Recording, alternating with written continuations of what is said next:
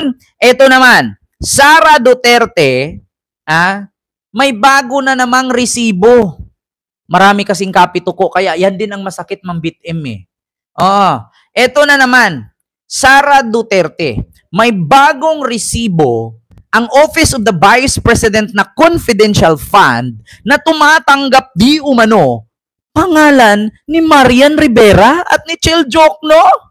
Naku, mga kababayan, bakit ganun? Wala na yung Mary Grace Piatos, di ba?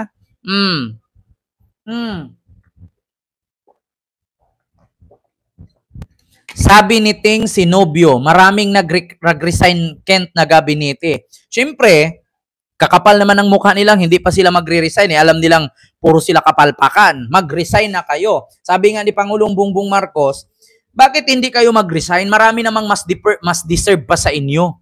Di ba? So ito na mga kababayan. Kung dati, merong pangalang Mary Grace Piatos, Kukoy Villamin, merong Ricardo Uwishi, Nagaraya, Nova, merong Chichiria, Team Dudong, Team Piuna, Team Harina, Team Grocery, meron pang Team Fiona, meron pang Realme 8, merong Ford na sasakyan.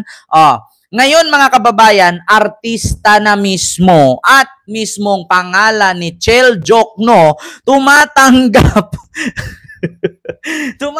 ng confidential fund. Nako mga kababayan, bakit? Paano? Anong nangyari? Inday.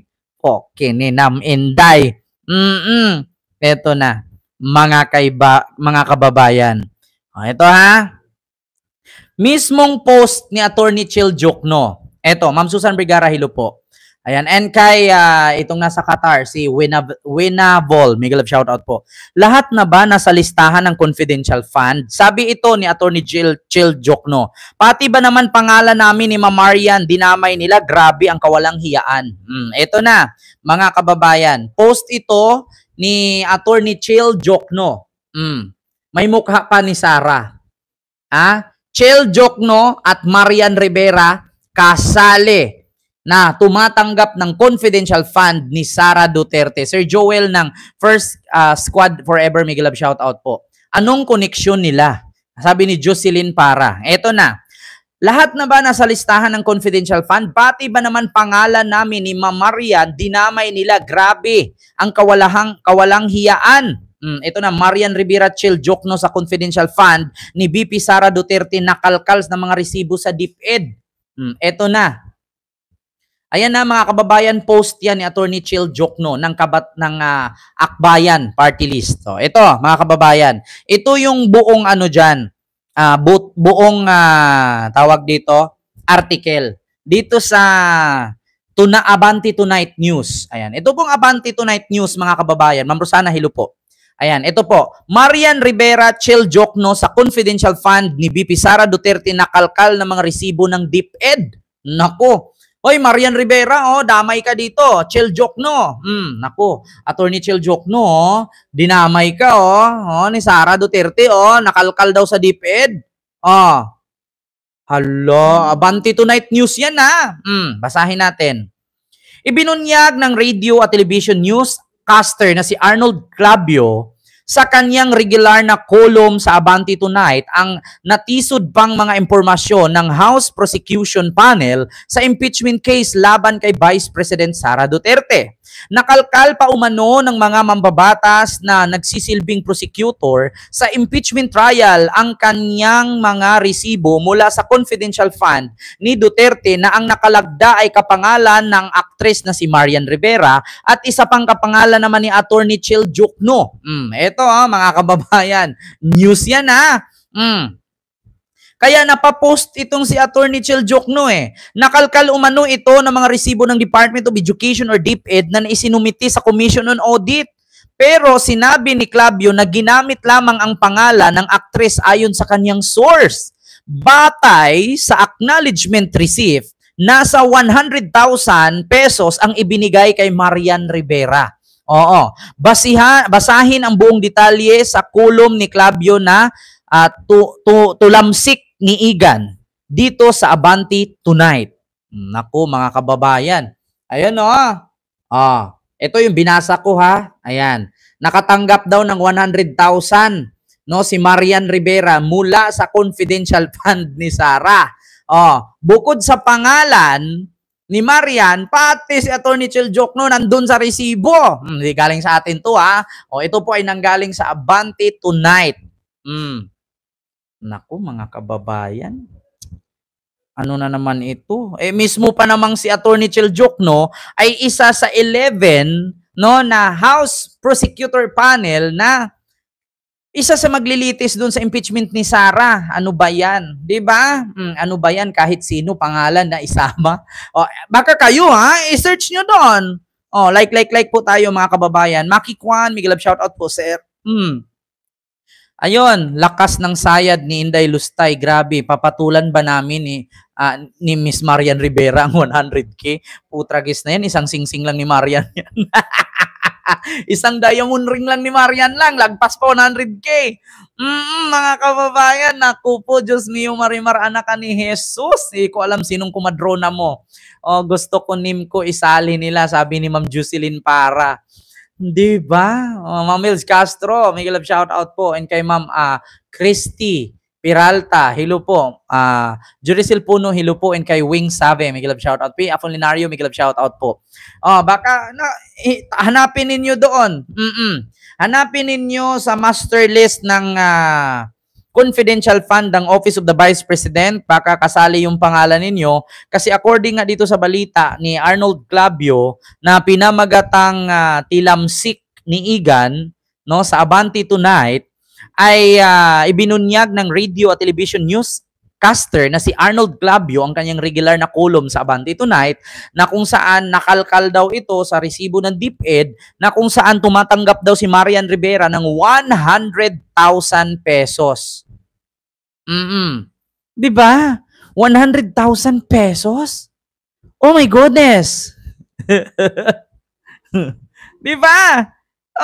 Diyos ko! Marian Rivera, nasali sa confidential fund. Wag nyo na naman sabihin ngayon mga kababayan na sabihin ninyo, ibang katauhan ni Marian Rivera. Wala namang ibang Marian Rivera. Pati Chel Jokno. Napaka-imposible naman ay kapangalan Chel Jokno, attorney din. Sana Sir Kent, sabi ni Ma'am Ems Maka. Gina ni BP lahat na congressman, nilagay niya ang pangalan. Kaya nga, ang ginawa niya, Ma'am Ims Maka, dapat lahat ng pangalan ng mga congressman ang tumatanggap doon, nilagay niya. Biruin ninyo, ha? Ma'am Grace, ng first squad ever, hello po, Sir Joel Makikwan, at kay Ma'am Sweet Dali Babes, ayan. Ma'am Marites Mendoza, Miguel of shoutout po. Sabi ko sa inyo, mga kababayan, grabe. Ang tindi. Ang kakapal na mukha. Ma'am Jana Kalunya, hello po. Istakuyan, Miguel of shoutout po. And kay Juliet Mendoza, AJ, Miguel of shoutout. Ma'am Mary Chris Hernandez. Ayan, Team Replay. Salamat po, Ma'am, dyan sa Carolina, North Carolina, USA. Sir Kenry, biruin mo, Marian Rivera, sinali. Bakit hindi mo lang lagay dyan, Kent Garcia? Para isa ako sa imbestigahan.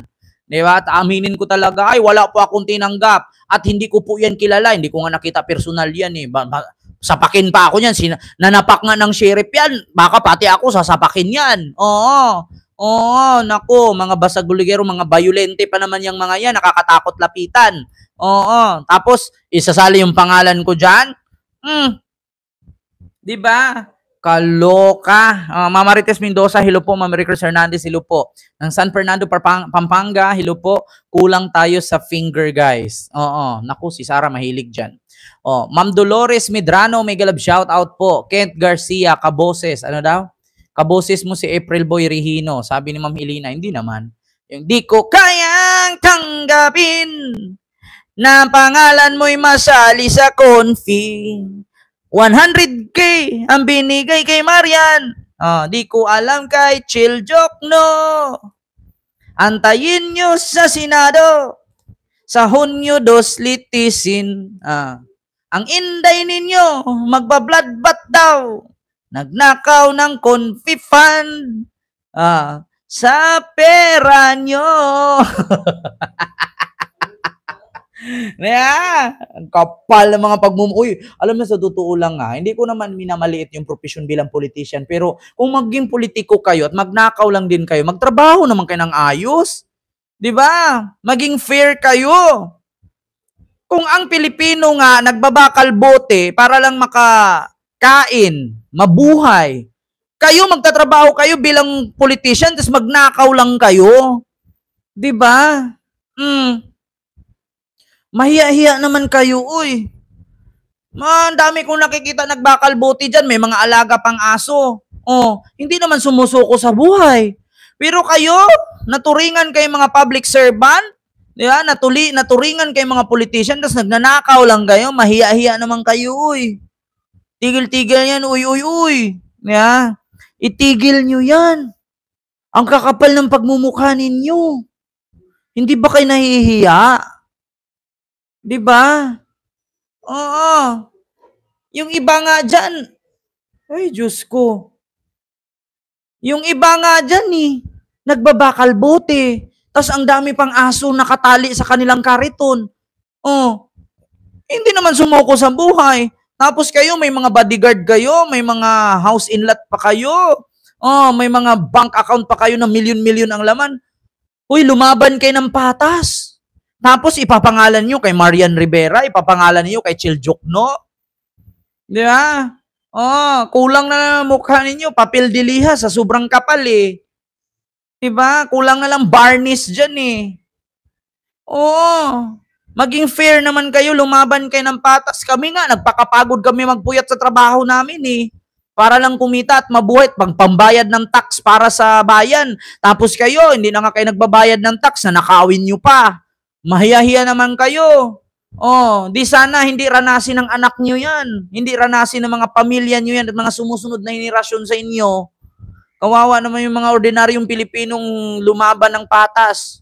Walang makain, tulak ng karito na pakabigat, may mga aso pang nakatali, may alaga pang mga pusa, natutulog sa kalye. Katulad kanina, nagbiyahe ako, ang dami ko nakikita, natulog dun sa kalye. Sabi ko, grabe si Sara Duterte, milyon-milyon ang confidential fund, pero yung pamilya, may bata pa, 3 tao. 3 bata, walang nanay, tatay lang, nakain sa kalye. Kanal pa, naawa ako. Sabi ko, kung pwede nga lang bumaba. Ang problema lang, pag bumaba ka, sasabihin pa naman, hindi kami inutil, kaya naming mabuhay. Minsan din kasi itong mga homeless, pag tinulungan mo, magagalit. Huwag mo kaming tulungan, hindi kami inutil. Gumaganon, kaya ako, instead na gusto ko magbigay, hindi na lang ako magbigay kasi nakaraan na try ko na yan, nagbigay ako tulong sa tulay. Nagalit yung katabi. Bakit daw? Inuna ko yung nasa unahan, sila naman daw yung pinakauna sa bungad. Sabi ko, alang naman gisingin ko kayo, puro kayo tato. Pag ginising ko kayo, bigyan nyo ko sinaksak dyan. Di patay ako. Tsaka huwag ka mag-alala ate, bigyan ko naman kayo lahat. Kasi binilang ko naman kayo kung ilang kayo nakahiga.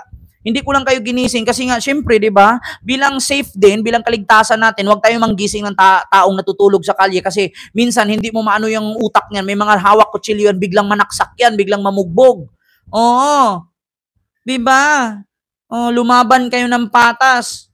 Bago kayo magpakayaman dyan sa bulsa ninyo, isipin nyo naman, di ba?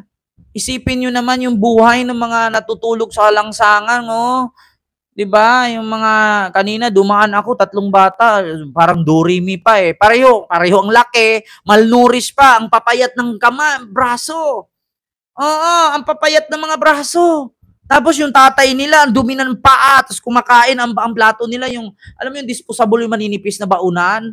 Tapos may aso pang kasama. Sabi ko, naawa ako sa aso, naawa ako sa bata. Yung kay tatay, hindi ako naawa kay tatay kasi malaki-laki pa yung katawan. Pero yung 3 batang sanggol, may aso pa. Tapos, yung mga politician dyan, ang yayaman. May mga guns. May mga service pa. Yung Davao, nagbaha na naman. Di ba? Dito naman tayo, mga kababayan. Kay Laila de Lima. Naku, mga kababayan, Diyos ko. Ito, nakakatawa.